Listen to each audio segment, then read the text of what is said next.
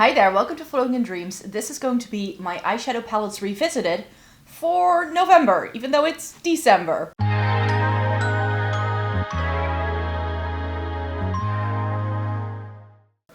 Welcome to everybody watching today. Thank you so very much for joining me. I usually try to go back to some older palettes that I love in my makeup collection, and I try to do this before the end of the month, but last month it didn't quite come together. I pulled a muscle in my back, so I didn't do my makeup a whole lot most days, so it was a scramble to even try all the eyeshadow palettes I was trying to review. So going back to them was even a little bit more of a scramble, but I managed. I tried, 5 palettes again, but I did 4 looks with them, which I'll tell you about in a second. So I'm going to breeze you through what palettes I had selected for this month, and I will be showcasing the different looks I did and tell you a little bit about, do I still love these? Are these still staples in my makeup collection? You know the drill. So let's start off with the reason why there are 5 palettes in this little roundup, but why I only managed to do 4 looks. And this was actually the idea already going into this month's palettes revisited, because I really wanted to play with both the Gemini and the Gemini 2 from Melt to see whether my theory that most Melt palettes are like a little train. This is the original Gemini, and here you can see those lovely greens on the end. But then the Gemini 2 also has some lovely greens there at the end. So my brain was going, if I put 2 and 2 together, will that result in a really pretty look as well? And that's something that I have been noticing with a lot of the Melt palettes I have. There's always a couple of shades that seem to go really well in the next palette I have. So it's the case here where the greens kind of go together really well, but also, for instance, the pinky tones in the Gemini 2 could work really well with some of the reds in the Myrte that I have. Some of the greens in the Smoke Sessions can work really well with this. I think if I were to fuse my Smoke Sessions 2 and my She's and Parties palette together, that would work. So I just feel like a lot of the Melt palettes kind of join together, that if you have a few of them, the color story expands rather than it being a completely new palette that stands alone. And it's something I really discovered when I started opening up all of my Melt palettes and putting them all together. And that's definitely something I had never tested out yet. I had never put it into practice. It was just a theory in my brain whether the Melt palettes I have could work that way. And I'm very happy to report to you that I was right. These greens actually are really complementary. The greens in the Gemini 2 are possibly my favorite. These are a little bit more cool toned almost. Because of the onslaught of warmy pinks this has, this looks a lot warmer toned. But on my lids, these almost pulled gray. And it worked really well. The ones in the original Gemini have a little bit more yellow to them, so they definitely pull a bit more warm toned, but they still worked really, really well with the other greens. So the look I did was with these 3 greens and then the 3 greens from the Gemini with, of course, that beautiful shade Goals all over the lid. That was really pretty. I didn't use Mochi because that I felt would pull things into too much of a yellow direction. But it worked really well. I wore it in a video that I did where I showed you some cooler toned lip options that I did last week, and a lot of people actually loved the look as well. It's that shimmer that really brings it together, but the mattes work really well. My favorite shade, I need to open the correct palette here. My favorite shade in the Gemini 2 would be this shimmer. It's such a good, like, grungy green, and now that I'm looking at this, and now that I've tried it this way, I'm like, these 3 greens with my Mary Jane palette, that could be a good combination as well. That may be something I have to do in January. So yeah, the Melt palettes make for great companion palettes as well, and that's definitely something I wanted to test out, and I'm super happy with this. We all know that I love a good Melt palette. They do some interesting color stories if they set their minds to it. Not everything the brand does has my heart, but the things I have from them, I love. Even palettes that people have knocked down in the past in beauty reviews, things like the Mary Jane, end up being my favorites because I really enjoy their sparkly formula. Is it difficult to work with? For sure. Melt palettes aren't beginner friendly, I would say, but they are so, so beautiful once you get the hang of them. Next up, the palette that is on my eyes today. I did this look before I went into work this day. I'm working from home in the afternoon. I was like, you know what? I'm just going to squeeze in filming a little video for you guys. But it's the Unearthly Fall Magic, the old edition. So I don't know what the new one is like. I did test out the newer Unearthly formula this year and wasn't a big fan, especially because I didn't love the shimmers.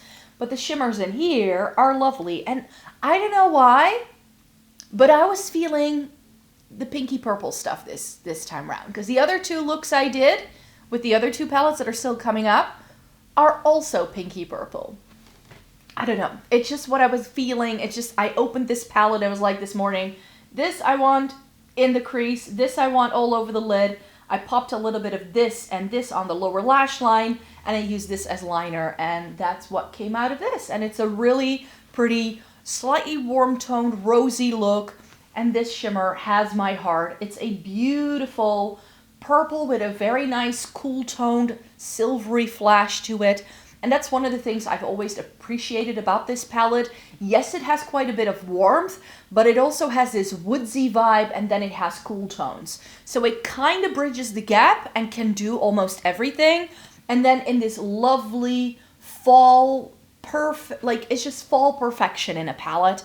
And this has just reminded me yet again how much I love this palette, how much I love the old Unearthly formula that I actually have most of my Unearthly palettes in. And yeah, I was very, very happy. These mattes blend beautifully still. Love this palette to pieces. Like I said, I don't know what that new Fall Magic thing is like, or the Sorcerer Smoke, because this palette, like some of the shades that are in this palette, are in both of those palettes. So to get this, you would have to buy 2 of the new palettes, which I don't love. I wish they would have just remade this one in their new formula. But I think then the clash, then I think a lot more people would realize the difference between the quality of what Unearthly used to be and what they're delivering now. If you love the current Unearthly quality, that's of course fine. I'm not knocking it down. It just wasn't my favorite because I felt, what's the one I tried? The Dreamer palette. And the shimmers just didn't pick up with a brush. And I want my shimmers to be able to pick up with a brush so it can blend things a little bit more easily. Do I mind going in with a finger to intensify a shimmer? No. But for laying down shadow, I want to be able to use a brush. Else it's not good shadow in my book. Which is why I was very happy that I actually selected this guy. The Violette Vespertine from Viseart was in my selection this month. I selected the Cashmere Charmeuse a couple of months ago, and that made me realize that these Viseart palettes that I got last year are incredible, incredible fall palettes. The Vespertine at the time was actually my least favorite of the two, even though going into this, I thought I was going to love it.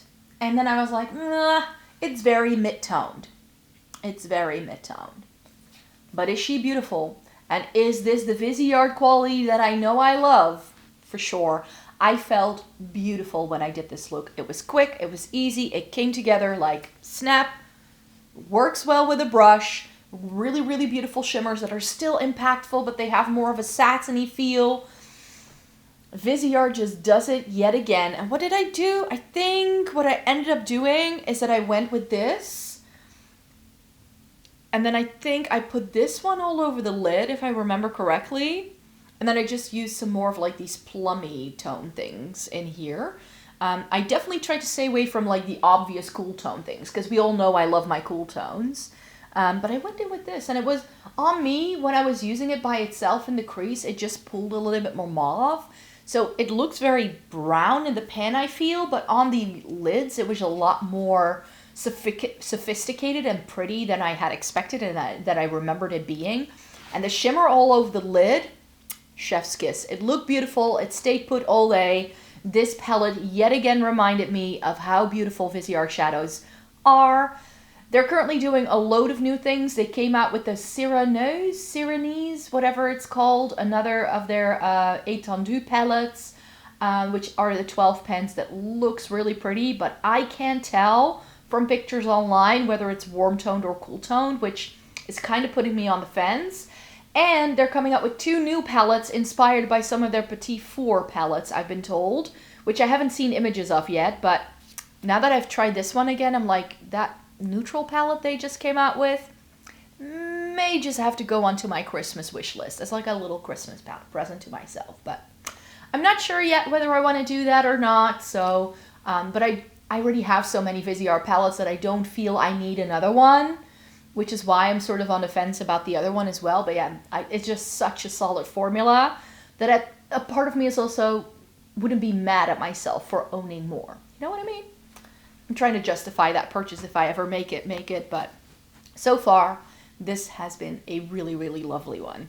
And of course, I had to go back to the infamous Fall in Colors from Catrice. Did you see their new Christmas collection? Was it just me who looked at that face palette and thought it was going to be this? Like, I was so excited when I saw the packaging of their Christmas collection, because it is this. It's this Art Deco inspired burgundy with like gold foiling graphic design on it. And it's a completely different palette. The inside is like face palettes, and then there's like 5 or 6 eyeshadows. It's probably, I hope it's lovely quality. The colors of the eyeshadows do look like things that are in here. So maybe it could be worth it, but I was just hoping that they were going to bring this back, but they didn't. This was limited edition for a fall collection 3 years ago by now.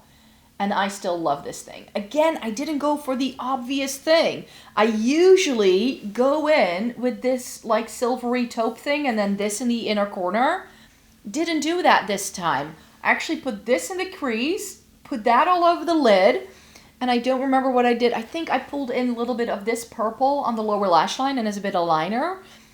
And oh, I put this on the lower lash line. Now I remember. I did it a couple of days ago, so I'm always a bit foggy if there's too much time between me filming these videos, especially this palettes revisit, because I don't always remember exactly what look I did with every single palette, but it was beautiful. Yet again, very easy to use eyeshadow. I have called this palette out so many times as it being it was only 15 euros at the time when I purchased this, and it's Huda Beauty 18 pan style quality. Like, this is just as good as my larger Huda Beauty palettes, and the larger Huda Beauty palettes now retail for 71 euros. They used to be 65. They're now over 70 euros over here. 71.95. This was 15. It's just as good. It doesn't have any weird shades. It doesn't have weird glitters like that Icy Nude palette has from Huda Beauty. It's stunning. It's great. It's got a lovely color story. I can play with this again a million times over. I'm probably going to bring this back again next year to play with it yet again. And those are the eyeshadow palettes that I wanted to mention in this video. I think this was a short and sweet one. I definitely rambled a little bit there, but these are just, you know, whenever I feel like, oh, that eyeshadow palette has been in my collection for a while and I haven't used it in a while, and then it starts pulling on my heartstrings. It's like shopping your stash and like falling in love with shadow all over again, and I just really love that about these videos. So I'm going to keep making them. You can count on that for sure. And I have another selection already on the list for December as well. So I hope before the end of the year to do another one of these. You're just going to get two of these videos within December. Let me know in a comment down below what eyeshadow palettes you've been going back to, because we all know we don't need to focus on the new stuff. We also need to use our older things. And this video is hopefully a gentle reminder to do just that. So thanks so much for joining me here today. Thumbs up this video if you liked it. Subscribe to the channel if you want to see more by me. I make several videos every single week, so stay tuned for more, and then I hope to see you again in my next one. Bye-bye.